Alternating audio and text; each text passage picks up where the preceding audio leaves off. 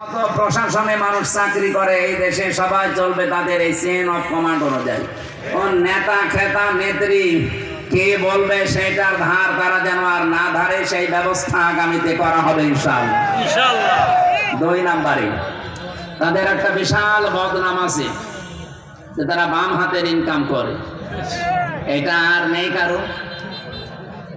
কয়েকদিন আগে খুলনা রেঞ্জের ডিআইজি এসেছিল আমাদের কুষ্টিয়ায়। ওনার বাড়ি আপনাদের পাশে বগুড়াতে।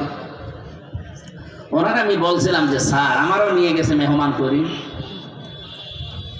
যে এই যে 8 ঘন্টার পরে যারা ডিউটি করে, বাংলাদেশে শুধু পুলিশেরই মনে হয় কোনো ডিউটি শেষ নেই, 24 ঘন্টায় ডিউটি।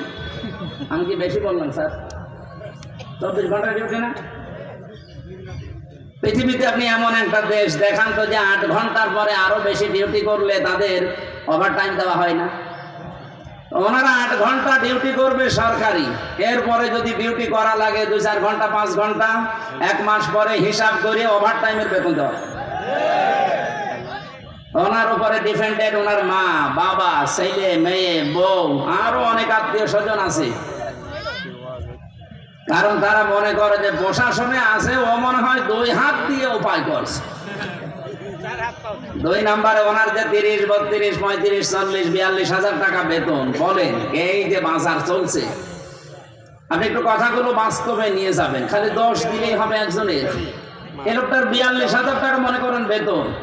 আচ্ছা 8 ঘন্টা ডিউটির পরে যত ডিউটি করা হয়, এখান থেকে থানা কয় কিলো আমি জানি না, যেখানেই হোক, এখান থেকে থানার এরিয়া কমপক্ষে 25-30 কিলোমিটার আছে সব মিলে।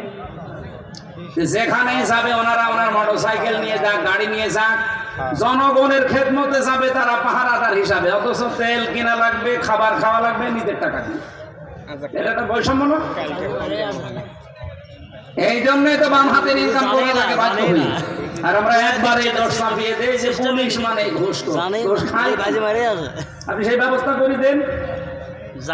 8 ঘন্টার পরে ডিউটি করলে ওভার টাইমের টাকা দেওয়া লাগবে, আর যেখানে জনগণের জন্য দায়িত্বে যাবে তাদের খাবারের এবং এই তেল খরচ দেওয়া লাগবে। দেখেন ওরা এরপরে কিছু করে কিনা।